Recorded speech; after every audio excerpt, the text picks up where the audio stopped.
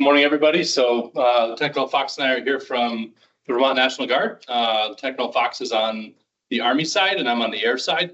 It's kind of a good insight as to how we respond as a one group when disaster hits. So this depiction here for the Vermont National Guard, we have a dual mission. So essentially during domestic operations, both the Army and Air Force come together. They come together as a one group to respond to any of the priorities that are laid out for us. When we're not deployed for state missions, we have two separate missions where the Army mission is to basically go out and support big Army on any of the contingencies that are going on around the world. And the Air Force has the fancy jets and they fly everywhere to go and do their thing as well. So we each have our own individual, like blue and green missions is what we call them, Air Force and Army. And then we come together as one team to support Vermont during domestic ops missions. Laid out a little bit more as to how we're actually structured when we're not deployed. So we fall under the governor. He's our commander in chief when we're here during these, during peacetime, basically. So the governor works with our adjutant general or the TAG, and the TAG oversees 4 different departments, which the Vermont Military Department, most people don't know we have. It's a department that includes the Vermont State Guard. We have a construction and facilities management office. They run all of our state buildings that we all work out of. So they have their own engineering teams, their own state employees that construct different things up at the range for firing. They have a whole bunch of different jobs.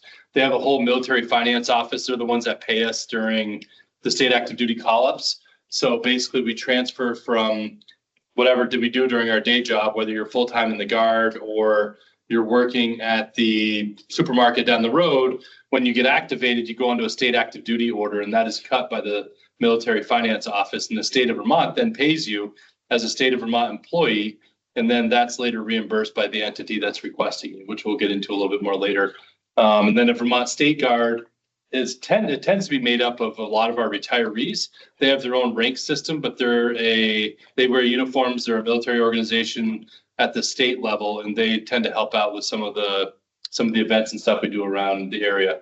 Then we have the Air Guard, which is the fighter wing. The fighter wing is about 1,000 people large, and they range in capabilities from being able to fly the F-35 and go overseas and protect us over there. But they also have a lot of unique capabilities with civil engineering and logistics and communications and fire department, our EOD, the explosive ordnance disposal. So these different entities, like the fire department is a 24/7 fire department, just like a fire department in your community. They operate for the airport. So any of the aircraft incidents we have over there, they respond to those, and they actually go out into the community and do quite a bit in the South Burlington area as well. The EOD team, the explosive ordnance disposal, they're kind of like, they work with our CST friends quite a bit with different potential explosive packages where somebody goes through grandpa's stuff and they find like an old grenade or a fuse that they brought home from Vietnam, and they will go in and make sure that that's safe and not going to explode. So they actually do quite a bit in the community, and they're kind of a full-time operation that operates in conjunction with the state departments. Then we have a Joint Force Headquarters staff, and they kind of oversee the air staff and the Army staff. So the Joint Force Headquarters is all of your commanding officers, and they give us direction as to which missions are approved and what we can go do and what we can't do. And then they're also our liaison to the active duty forces that call us up on that side. And then down below, you'll see the Army components. We have the infantry brigade combat team. They're really the go to war team. They're the ones that are boots on the ground and fighting in our conflicts. And they've had a lot of experience with that over the last 20 years. And they're also our biggest manpower pool to draw from when we send people out into communities. It's our largest contingency of airmen and soldiers that are available to go and do operations with flooding or whatever else we get called up to do. Garrison Support Command, that's in garrison, so they control everything that's back home and they make sure that our stuff's taken care of. RTI is a training platform where they train soldiers from all over the country on mountain training, and they also do a lot of other schools for the Army to make sure that they're able to execute their mission. And then we have a recruiting and retention battalion. And to get into the fun stuff, so During an emergency, we are not a lead organization. We're always a support entity. So I wanted to put this picture up to depict how we actually fit into the response for the state of Vermont. So Vermont Emergency Management, when they stand up the SEOC, has their planning cell, mission operations cell. And so we fall under mission, we fall into the Mars section. And we're actually down at the bottom of the Mars section within there. And we're just one of many factors in what the state considers as part of their response. So I just wanted to keep that in mind, as when you turn on the news, a lot of times in a big disaster, you always see military uniforms, but then there's all these other organizations that are as or more important than we are in the operation because they tend to be longer duration. And the next, I'll introduce Colonel Fox. Hello, hi. So I'm Lieutenant Colonel Melissa Fox. Unlike Jason, I am a part-time officer, hence he's doing most of the talking because he does this every single day. But for what we are able to offer, we've got command and control. That is something that we're very good at, right? We're used to making people do things. And we also have the communications equipment, as you see down a little bit further, in order to be able to do that. We've got the Suburnia response with our friends in the front here. Aviation and airlift. Engineering, that's kind of my bread and butter. I am an engineer. So I do just want to caveat that when you see engineering, everybody thinks like, oh, we're going to have all these giant bulldozers running down the street. Our engineers are mostly combat engineers. So we only have a small amount of equipment, which brings me to what do we do when we don't have in state what we need? I'm sure you've heard of the EMAC. A little bit of our background sausage making. Every year we look at the hazards that we expect to see in the state, and we bounce that off of our capabilities, and we say, all right, here are our gaps. The 86th is deploying a bunch of people this year. So usually they would do X, Y, and Z, but they can't this year. And then all of the 54 states and territories send representatives to a conference where we sit down together and we make handshake agreements and say, hey, can you take care of this thing that we can't do? So even if there's something up there that you see as a gap, we do indeed have ways to cover it. Anything you want to add to that? Nope. So as you can see, there's a bunch of different specialty areas that we have. Some of them are not as ready as others, like medical tends to be a long pole in the tent because we have to get credentialing and some other stuff behind the scenes before we can put them out to treat people. And also pulling people out of medical or security a lot of times will detriment the local hospital or police department. So there's a lot more planning that goes into some of these to get these out in the community. We found that out very much during COVID, trying to get people out onto the task. Go through this or? No, you can do this. Okay, so I tried to include a slide that shows what we've been doing in Vermont. Vermont has been a very busy area for response for us in the last few years. We've actually had more calls in the last 4 years than we had in the prior 20 years combined, with the exception of Irene was a big one for all of us. But flooding support, we've had 3 years in a row where we've had some pretty significant flooding. Usually in the past, we've been very active in filling sandbags and helping communities prepare for flooding by prevention in that realm. Communities in Vermont have gotten very resilient, and they've been able to do a lot of this stuff on their own. And we've had some involvement with communities with sandbagging. But what we tend to get called for now is more in the high water response. We have one of the top teams in the country for the USAR for the flood response to get their assets out and actually rescue people. And one of the things that we're trying to get better at doing to help them is when the high water response team goes out, their vehicles don't get through the river as they're approaching to where they're going, where our vehicles may be able to do that. So the intent is we've been pairing a group of soldiers and airmen with the Swiftwater response group to actually get them closer to where the victims are that they're trying to rescue. So that way they don't have to launch a boat, then run, then launch a boat, then run. So our vehicles can get them a little bit closer to the disaster site. So that's been one of our biggest duties more recently. Another area that we tend to set up quite a bit in the state is with the incident command support. And that actually, we have a function that does that on the Army side, but they haven't been used much for disasters. Where that gets used the most is with the CST team. That's really our most tip of the sword team for Vermont. They're always out doing all these responses with hazmat and with the state police department, and they've had some pretty cool stories about how their command suite has actually helped the community beyond even what they do for sea burning. So that's one that we get called. EOD, as I talked about earlier, they respond quite a bit. I think we've had for the next one, airlift and search and rescue. We've had probably 5 to 6, even maybe as upwards as 10 calls a year. It tends to be a lot of our vulnerable population, like Alzheimer's, dementia, young children that go missing. And we really try to make sure that our helicopters are ready to respond when they get called. So that way we can help with these missions, because obviously we want to make sure that we're not leaving people out in the woods. Logistics support, this is really big during any event. One of the weaknesses states, even Vermont especially, has is the ability to move stuff quickly from point A to point B. And that is one thing the Army does very well, is their logistics support. They have trucks and they have lifts that can put big pallets and big containers onto trucks. And so when it comes to food distribution or PPE or those kinds of things, we tend to have a very good organizational capability with logistics. So we do use that one quite a bit. Medical support, the Army, if you think about the Army in a combat scenario, they have very good combat medics that go out and save lives all the time on the battlefield. And they do offer a lot in communities when we have a pandemic response or a mass casualty event. It's just a matter of getting those people. A lot of them work in civilian jobs in the medical community. So sometimes it can be not a time sensitive response for us to get medical up. And then the last one, which is becoming more prevalent in society, is cyber. And we're working right now with the state of Vermont to try to get a better cyber capability. But we have a lot of very smart cyber people, both on the air and Army side, that can do all sorts of ranges of capabilities with cyber, from like hunting to going out and finding the bad guys to also preventing attacks. And so we're trying to get better about how to integrate our specialties with the state agencies.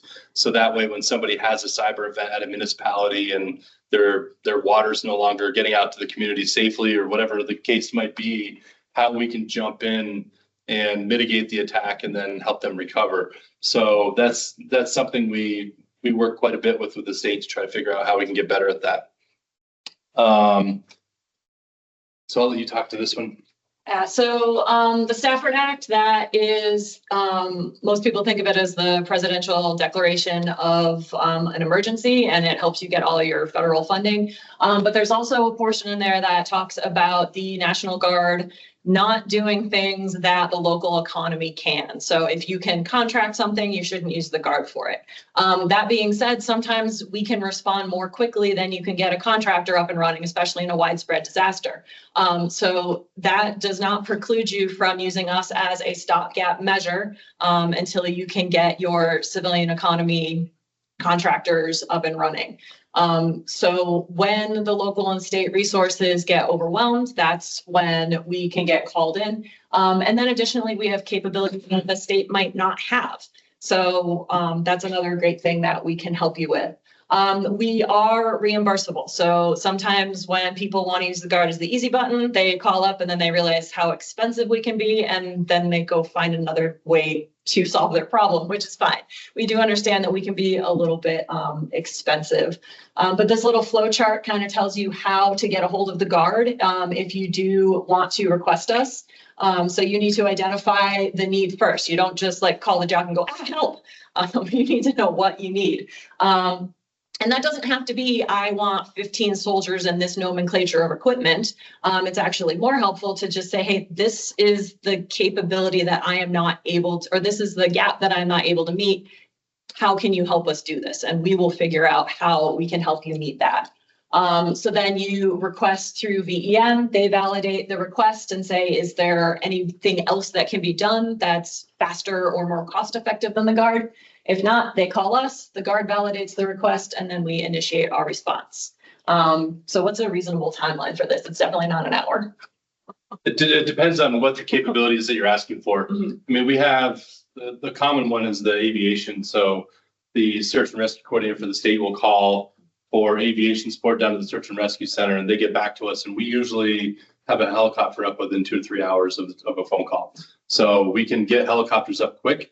The biggest problem we have with aviation, for example, is with some things with aviation and with search and rescue, waiting too long can be problematic because our pilots fly all day long with missions around the state.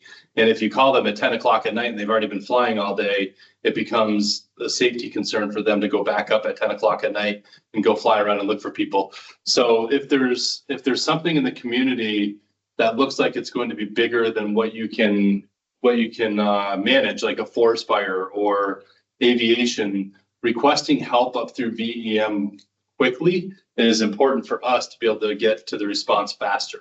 So being able to communicate that up through the chain quickly is helpful to us, especially when it comes to aviation support. So that would be one example I would use. And then, like I said, trying to get medical or some of the other people that have jobs out in the community to come in, that takes longer. That's usually a 2 to 3 day event. So when we have flooding, we have immediate teams that go out, and then we can usually get a few teams up within 24 hours. And then we have to backfill them with our traditional or our part-time guardsmen, and we usually backfill for them over the next couple of days of the event. Right. And so for COVID was kind of a very unique response in the fact that in such a large pandemic, we were asked to do a lot of very unique things. Not as unique as some states. Some states had guardsmen as substitute teachers and as school bus drivers and kind of a Swiss Army knife for all sorts of different things. But for COVID, we were early on, the biggest concern for COVID was the overflow of hospitals. So they were worried that the hospitals were going to fill up and there's not going to be anywhere for people to go. So the Guard helped build overflow sites at all the regional areas, whether it was Collins Pearly up in St. Albans or the Patrick Jim at UVM. We did a bunch of little small facilities that we could use for overflow. And so we basically used manpower to set up cots and stuff. This was not a medical expertise. Simultaneous to that, we did have a medical mission where we set up a emergency room surge support, and we had a task force, it was Task Force Coyote, and they actually set up a triage to try to take some of the burden off from the emergency room that was overwhelmed, just to try to lessen the strain on the staff that was in there. And so that was a really good partnership that was able to kind of move some of the non-urgent patients into the tent that we could take care of for like stitches and stuff like that. And then later on, we ended up building a alternate healthcare facility out of the Essex Fairgrounds. And this was a unique instance because we used state military department people. So they were state employees. And we used some of their construction team to actually build the walls alongside the guardsmen. So it was really a all of Guard response. We had Army, Air, and state workers all building that facility. And we built the facility, I think it was like $200 and something thousand we spent to build this facility. And all of the other states that were building similar stuff out of their big arenas they were doing were spending millions and millions of dollars. So we actually kept the cost down, and then we manned it fully with National Guard personnel. And I think we put 20 patients through that, which was kind of a testament to be able to actually build it and then see patients. And then as the pandemic wore on, we did contact tracing, food distribution. We did a lot of logistical support with the S&S warehouse, vaccine distro, PPE. Our CST team in the very beginning, when testing was a scary thing and nobody wanted to stick the big swab up people's noses, our CST team was able to come in and help with actually doing testing for some of the critical personnel in the state. So it was a really interesting response that hopefully we'd never have to see again, but we did a lot of work for that. Here's the centers where we set them up: Collins Pearly, University of Vermont. So these were places we set up to surge support. And then later on in the operation, we helped with vaccines, and then we went into contact tracing and what they called wraparound services, which were the staff at the hospitals were getting sick with COVID and going out, and they weren't able to flip rooms. So the National Guard actually cleaned hospital rooms and did a lot of the environmental services stuff to keep hospitals going. So more recently, the flooding is where we've been really putting a lot of our forces to task. The NGRFs, like I said, went out with the search and rescue teams, and they were working with Swiftwater Rescue. And simultaneous to that, these are our CST guys. I don't know if it's actually our guys, but they were doing similar stuff in these suits to go and respond to all the hazmat incidences that are created out of a flooding incident. So there's propane tanks floating down the river, or broken lines of chemicals leaking into the environment. Our guys were responding alongside the state hazmat to try to safe that stuff up so our residents were not getting sick and having effects from the hazardous materials. So the CST always does a good job with getting out and doing that kind of stuff in the community. And then down at the bottom, our 86th Support Battalion, we actually had a huge involvement with all the donations coming into Vermont. So like Amazon and Walmart and all of these big companies were giving thousands of dollars worth of things for Vermonters to recover from the flooding. And the state's limitations to be able to distribute that to the populace, they didn't have the capability to do that. So we put together, our BSB had a whole logistics team that built a hub and spoke model where they were able to get stuff out to the communities and deliver these donations into the communities. And that's part of the testament to how we can respond logistically to these events. And then up here, the top one is talking about local liaisons. So one of the gaps we found during the flooding was the state EOC was calling out to the communities and they weren't getting a lot of responses as to what they needed. And so we found out there was a few communities that hadn't responded. And one of the ideas we had was to try to put some guardsmen into vehicles and drive out to the communities and just get somebody in their ear to say, do you need help? What are you guys dealing with? What's going on the ground? And we started that with the CST again. They went out with some lead officers of their team, and they went out and they actually started doing these surveys, and we found out that it was successful. So we ended up expanding that, and we put together 25 teams of 2 to go out to communities and do this mission and be a information hub back up to the SEOC to tell the State Emergency Operations Center what was going on.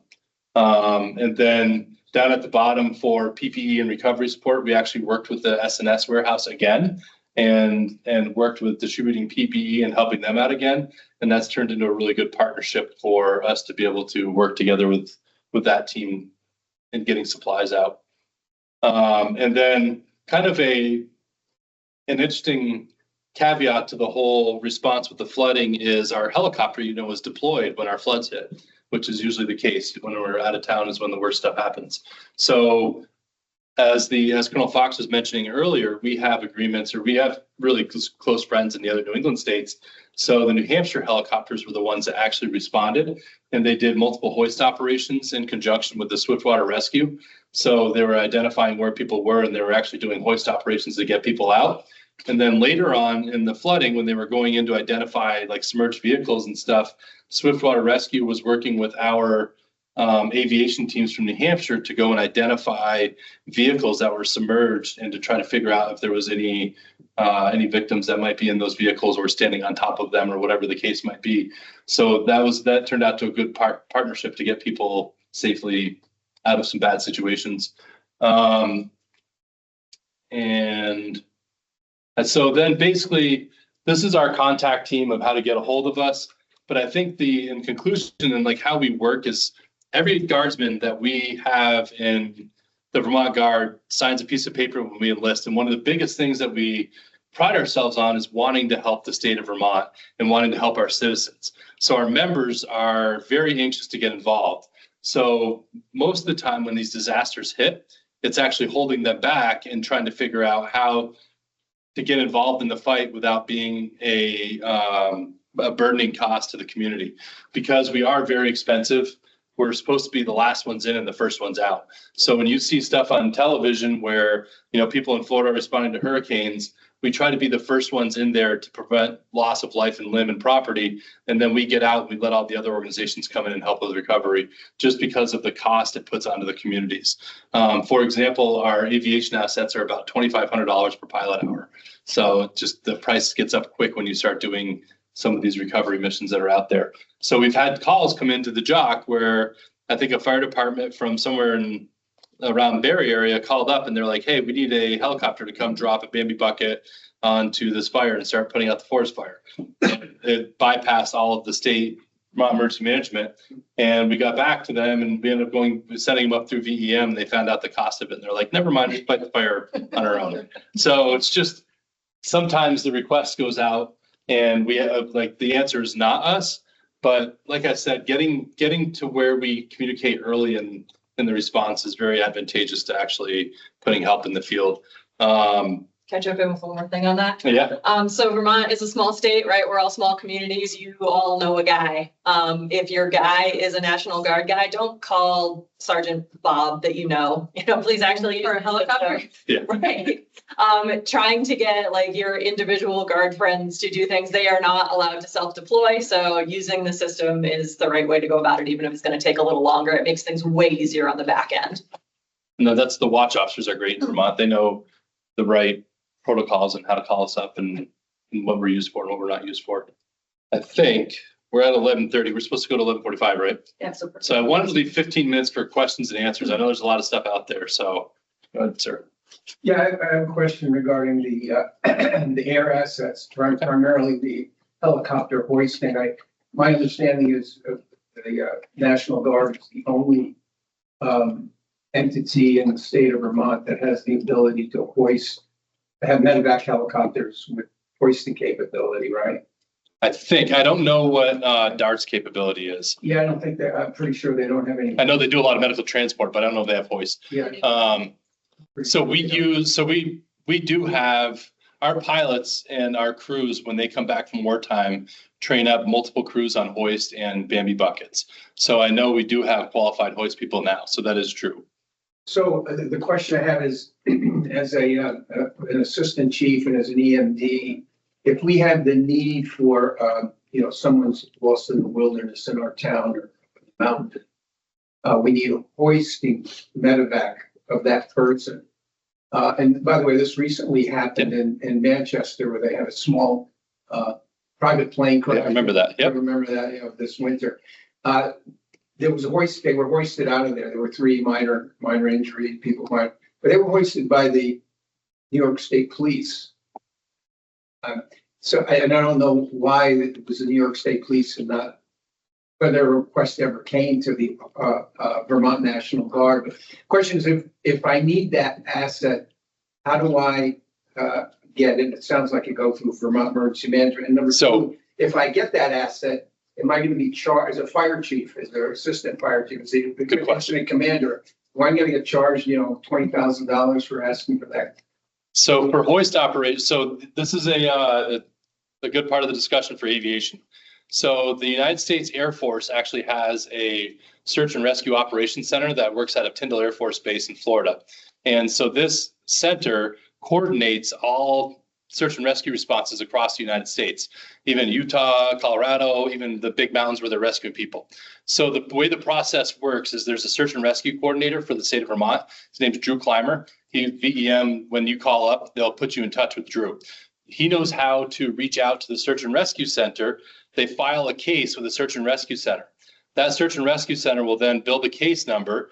They will call back to our JOC, and the Joint Operations Center will then process that call with our aviation. If our aviation says we're tied up, all of our helicopters are broken, whatever it might be, that aviation center can then reach to New York, New Hampshire, Massachusetts, wherever they need to go to pull that asset from. And sometimes I think the case in Killington was the fact that there was actually a state police helicopter from New York that had that capability, or whatever agency it was that was in the area. So somehow they were able to get hands on that quicker than they were for us. So I think that's why they ended up going that route. But the bonus to using the search and rescue center is they have a system for reimbursement to the units and to the government. So the towns and the state is not on the hook for paying that bill. So search and rescue and firefighting has a very similar nexus into all of those MAF systems that they have. You see all those big Canadian airplanes that come down and scoop. They have a whole separate funding stream that comes in for firefighting, and they have a whole separate funding stream for search and rescue. So for those two things, the earlier we get into the fight, the better. It's just challenging to basically put the right phone calls in place to make sure those resources are tasked the right way. So again, if I need that air asset, that hoisting capability, I go through VEM, ask VEM, say, look, this is what I need. See if you can get it for me. Or the state police. Yeah, well, because they have a search and rescue team. So yeah, but they don't have a hoisting capability. No, but they know how to request us. Yeah. So we work with their team quite a bit. As an EMD, or as an incident commander, I would just call VEM. Yeah. And then if it's got to go, they'll send me to the state police. It would get you the same thing, right? Bob.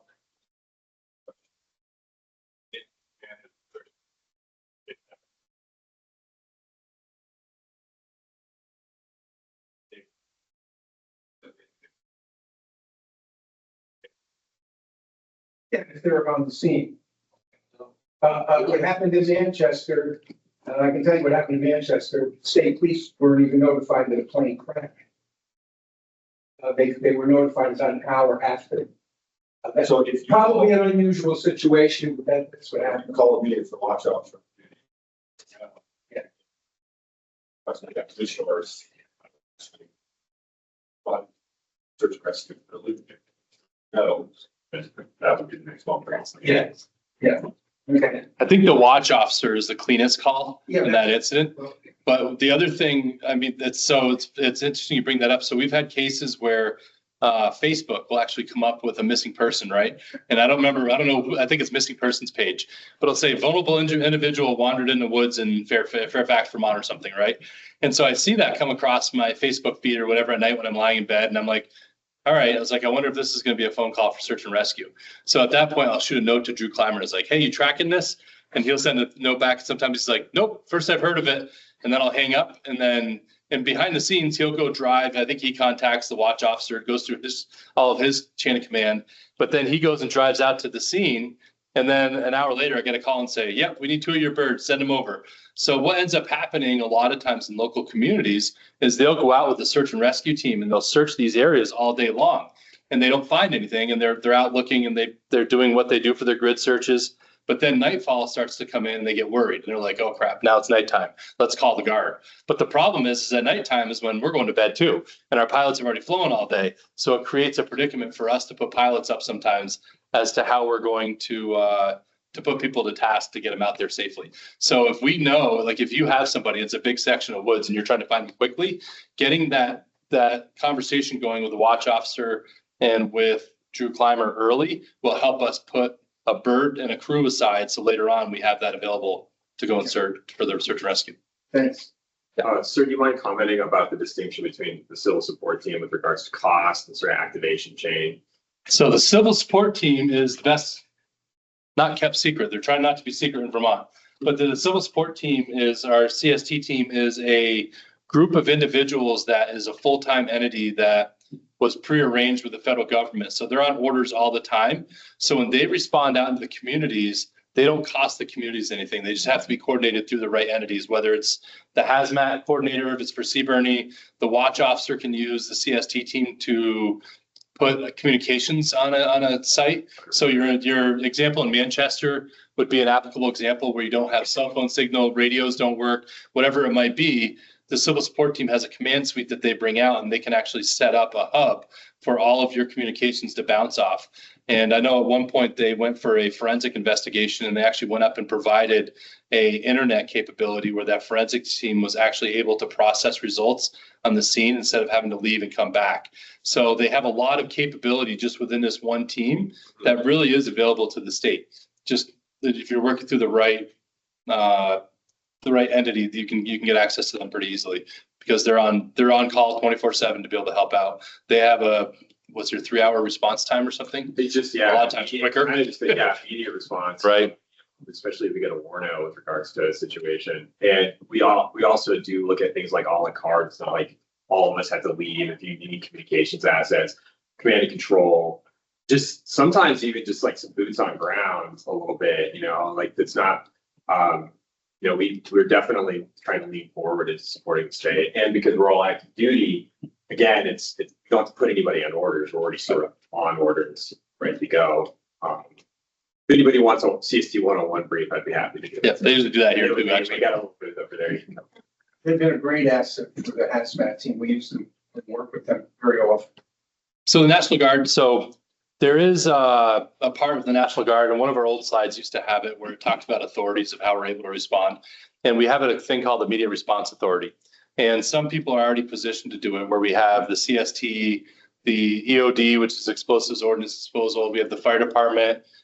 Those entities are already funded and paid through the mechanism that they work, where they respond without a cost to the town.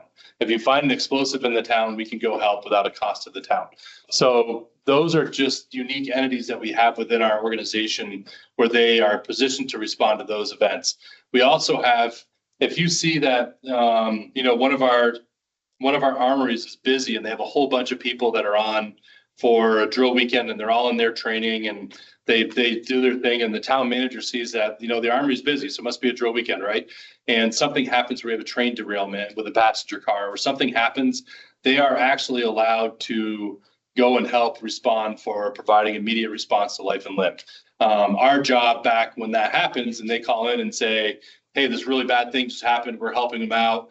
Our job is to get people into the right status and into the right position to backfill them, to get them off from task.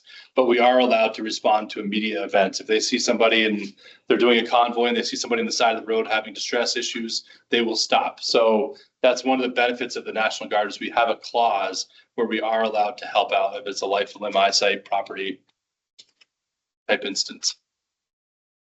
What else?